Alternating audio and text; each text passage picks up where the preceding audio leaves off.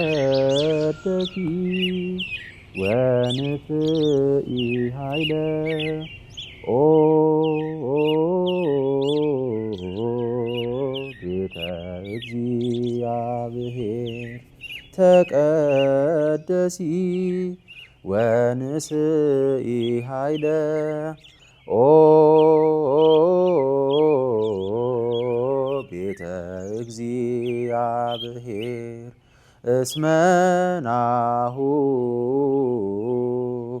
ንጉሥኪ በጻ እግዚአብሔር እስመናሁ ንጉሥኪ በጻ እግዚአብሔር።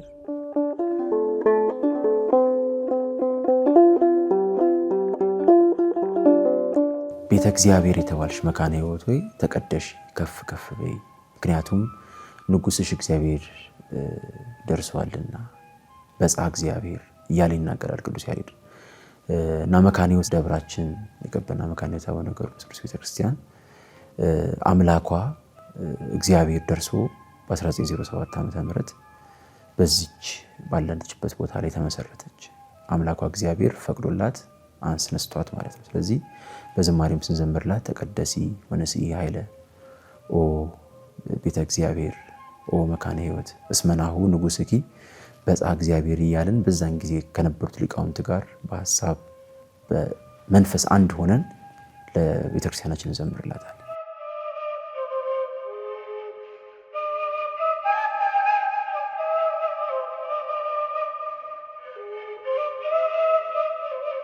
እንኳን ለሐምሌ 5 ክብረ በዓል በሰላም አደረሳችሁ። ከመረጥኳቸው ጋር ቃል ኪዳኔን አደረኩ። የማይሰለች ተጋዳይ የክብር ኮከብ የገዳም መብራት ስም አጠራሩ እርግናው የተመሰገነ ብፁዕ ቅዱስ ደግ አባት አቡነ ገብረ መንፈስ ቅዱስ። ሐምሌ 5 የሚከበርበት ምክንያት የቅዱስ ጴጥሮስና የቅዱስ ጳውሎስ በ67 ዓመተ ምህረት ሰማዕትነት የተቀበሉበትን ቀን የምናስብበት የተለየ ቀን ስለሆነ የመጀመሪያው ምክንያት ይሄ ነው። ከዛ ውጪ በደብራችን በቀበና መካነ ሕይወት አቡነ ገብረ መንፈስ ቅዱስ ቤተክርስቲያን የቅዳሴ ቤቱ የከበረበት ቀን ስለሆነ እናከብረዋለን። የቀበና መካነ ሕይወት አቡነ ገብረ መንፈስ ቅዱስ ቤተክርስቲያን ከተመሰረተ 111 ዓመታትን አስቆጥሯል። በ1907 ዓመተ ምህረት ነበር በአፈ ንጉሥ ጥላሁን አማካኝነት የተመሰረተው። ወደ ታሪኩ ስንሄድ አፈ ንጉሥ ጥላሁን ማለት የአፄ ምኒልክ ባለሟል የነበሩ ሰው ናቸው። እናም ለጻድቁ ለአቡነ ገብረ መንፈስ ቅዱስ ፍጹም ፍቅር ነበራቸው። እና የሚኖርበት የነበረው አካባቢ እዚሁ ፈረንሳይ አካባቢ ወረዳ 11 ቀበሌ የሚባለው አካባቢ ላይ ኖሮ ነበር። እና እዛ የሚኖርበት ጊዜ ላይ ከቤታቸው አጠገብ ጋር ከዝቋላ ቤተክርስቲያን የአቡነ ገብረ መንፈስ ቅዱስ ታቦት በማስመጣት እዛ በማስገባት አጠገባቸው ላይ ቤቱን በማዘጋጀትና እዛ በማስገባት በዛ ሱባኤና ሰዓታት እንዲደርስበት ያደርጉ ነበረ። እናም በዛ ለሚያገለግሉ ካህናት ሁለት ጥሬ ብር እየከፈሉ አገልግሎቱ እንዲፈጸም ያደርጉ ነበር። ለረጅም ጊዜ በዛ ቦታ ላይ አገልግሎቱ እንዲፈጸም ሆኗል። ከዚያም በኋላ በ1907 ዓ.ም በዚህ በሚገኝበት ቦታ ላይ አመጣው ደብሩ እንዲመሰረት አድርገዋል ማለት ነው።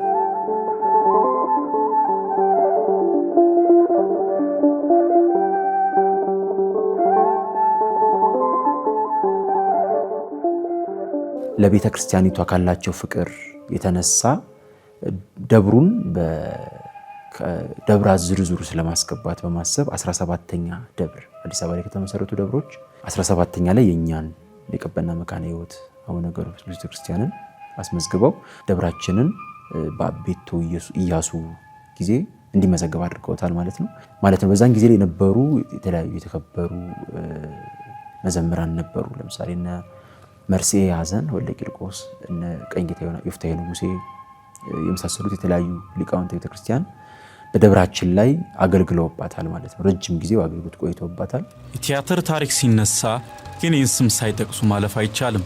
በኢትዮጵያ የሥነ ጽሑፍ ታሪክም ደማቅ አሻራን ካሳረፉ ደራሲያን መካከል እጠቀሳለሁ። በቤተ ክህነት ያደረጀሁትን ዕውቀት በመጠቀም በሥነ ጽሑፍና በዜማ ሥራዎቼ ትውልድ እንዲማርና አስተሳሰቡ እንዲሰፋ በብዙ ደክሜያለሁ። ገጣሚ፣ የቲያትርና በርካታ መጻሕፍት ደራሲ፣ የአማርኛ መምህር እንዲሁም ባለቅኔ ነኝ። ቀኝ ጌታ ዮፍታሔ ንጉሴ ይባላለሁ። ክቡር ብላታ መርሲ ሐዘን ወልደ ቂርቆስ ለኢትዮጵያ የሰጡትን ልባዊ አገልግሎትና እሳቸውንም በአካል የሚያቅሰው በየምዕት ዓመት አንድ ጊዜ የሚታዩ የእውቀትና የጥበብ ሰዎች ካሉ ክቡርነታቸው አንዱ መሆናቸውን አይጠራጠርም።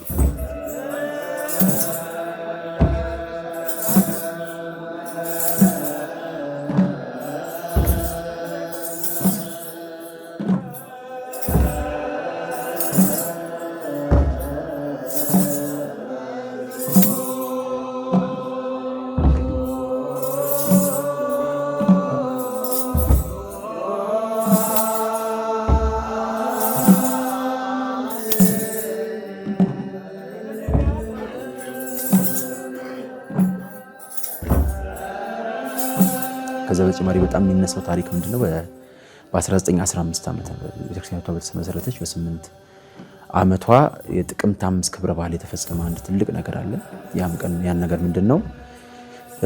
ያ ቀን እንደውም የሚታወቀው የእመቤታችን የጽጌ ጾም የሚውልበት ጊዜ ነው። ማኅሌተ ጽጌ የሚቆምበት ነበር እና የአባታችን የጥቅምት 5 ክብረ በዓል ከማኅሌተ ጽጌው ማኅሌት ጋር ገጠመ። እናም ልዩ ቀን ነበረ። በጣም ብዙ ሊቃውንት ተሰብስበው የማኅሌቱን ስራ ሲሰሩት፣ ማኅሌቱን ሲቆሙበት፣ ዝማሬ ሲያቀርቡ አደሩ። ጠዋት ላይም በዛን ጊዜ የነበሩት ንግስት ዘውዲቱ ከአልጋ ወራሽ ራስ ተፈሪ ጋር እንደዚሁም በዛን ጊዜ የነበሩት ፓትርያርክ አባ ማቴዎስ ጋር ሆነው ወደዚህ ደብረ መጥተው በዓሉን ሊያከብሩ ችለዋል። ቅዳሴ ሊያስቀድሱና በዓሉን ሊያከብሩበት ችለዋል። ከዛ ውጭ በዛን ጊዜ የነበሩት የነገስታቱ ነጋሪት መቼዎች መጥተው በነጋሪት በመጎሰም የበዓሉን ክብረ በዓሉን በሰፊው እንዲከበር አድርገዋል። በታሪኩ ላይ የሚነሳ ረጅም ታሪክ ነው ማለት ነው። ትልቅ ታሪክ ነው። አጠቃላይ ወደ 111 ዓመት ውስጥ ያሳለፈች ጥንታዊት ታሪካዊት እና ታላቅ ቤተክርስቲያን እንደሆነች ይመሰከራል ማለት ነው።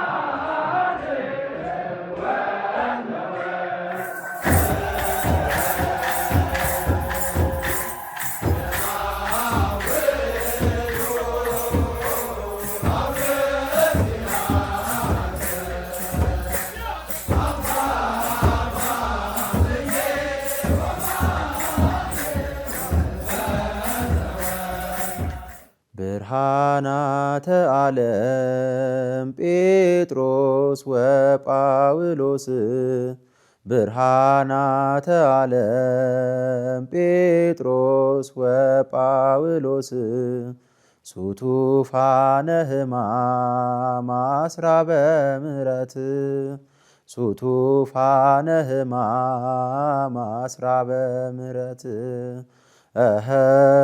ሱቱፋነ ሕማም አስራበ ምሕረት ሱቱፋነ ሕማም አስራበ ምሕረት።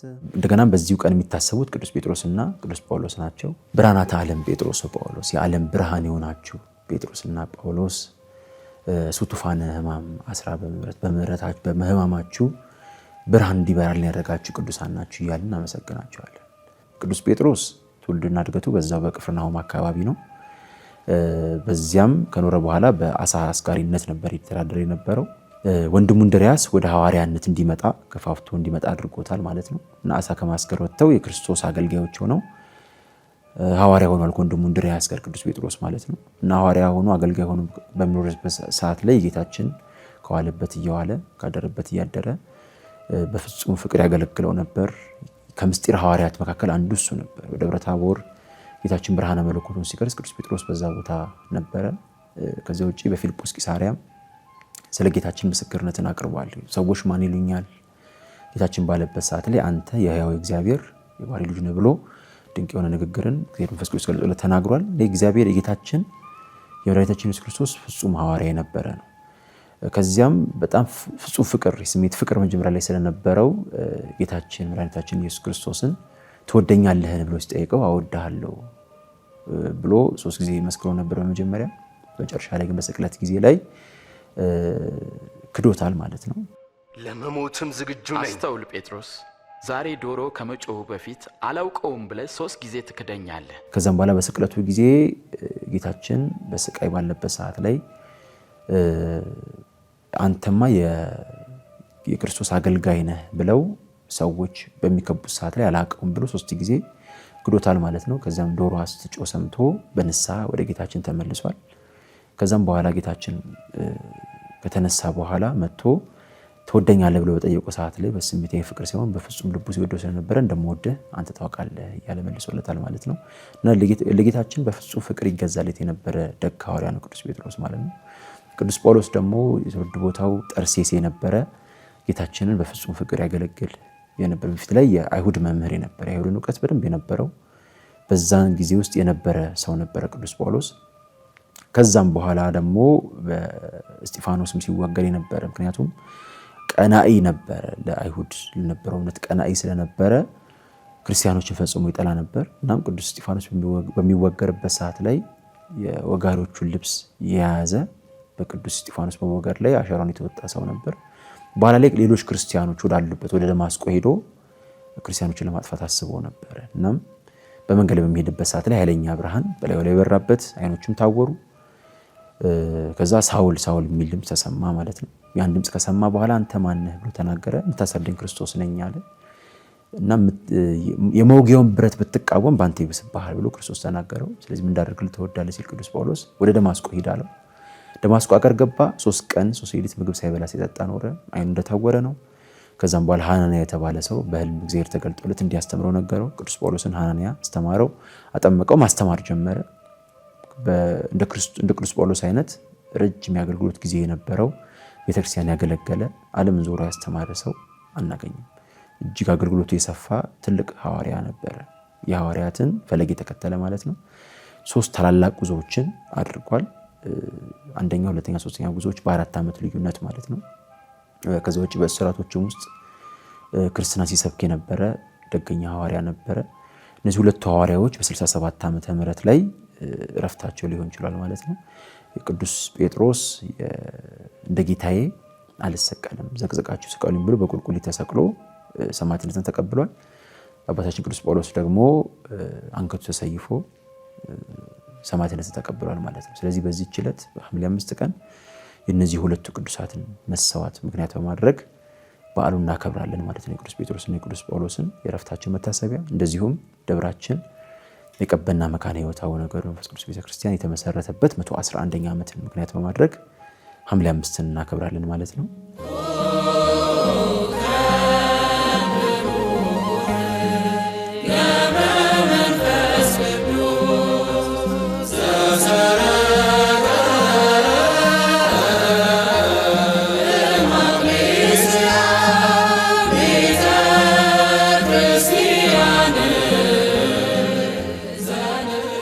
ለሰንበት ትምህርት ቤት 61 ዓመታትን አሳልፈናል። የቀበና መካነ ሕይወት የአቡነ ገብረ መንፈስ ቅዱስ ቤተክርስቲያን መካነ ሕይወት ሰንበት ትምህርት ቤት በደብሩ መጠሪያ ነው የሰንበት ቤቱ መጠሪያ የሆነው።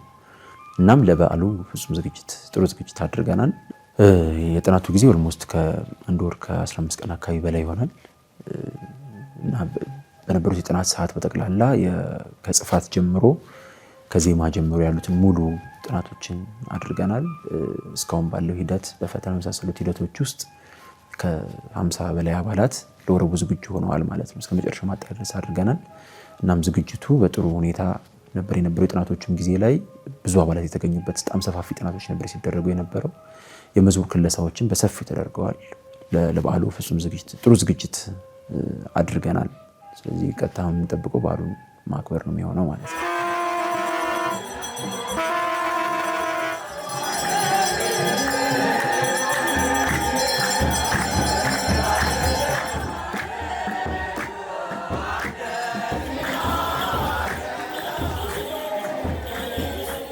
እንደ ነጭ ሐር የተፈተለ ግርማው እንደሚያስፈራ አንበሳ ነበር። ቁመቱ እንደ ዘንባባ ነው። መዓዛው እንደ ከበረ በስቂጥስ እንደሚባል ሽቶ ያማረ ሲሆን መዓዛው ጫካውን ይሞላ ነበር። በጽሕሙ የተከበበ ፊቱም እንደ እግዚአብሔር መልአክ ነበር። እንግዲህ ሐምሌ 5 የሚውለው በዕለተ ሰንበት ነው፣ እሑድ ቀን ነው የሚውለው። ስለዚህ ሁላችሁም ምእመናን እየመጣችሁ የዚህ ክብረ በዓል ተሳታፊ እንድትሆኑ እንጋብዛለን። እጅግ የበረከት ቀን ነው፣ የረድኤት ቀን ነው። ምክንያቱም ቅዱሳን የሆኑ ሰማዕታትን ነው የምናስበው። እነዚህ ሰማዕታትን እያሰብን በጋራ ነው በዓሉን የምናከብረው። ከዛ ውጪ ረጅም ዓመታትን ያስቆጠረ ብዙ ጻድቃን መጥተው የተባረኩበት፣ ብዙ ሰዎች በረከት ያገኙበት፣ ብዙ ጸሎት የተሰማበት የተቀደሰ ቦታ ነው እና በዚህ ቦታ ላይ መታችሁ ታቦተ ሕጉ ይወጣል። አብረን እግዚአብሔርን እያመሰገንን ሰማዕታቱን እያመሰገንን ጻድቁ አቡነ ገብረ መንፈስ ቅዱስ አባታችን እያመሰገንን እናሳልፍ ከወዲሁ ጥሪ እናስተላልፋለን እንደ ቤተክርስቲያን ማለት ነው።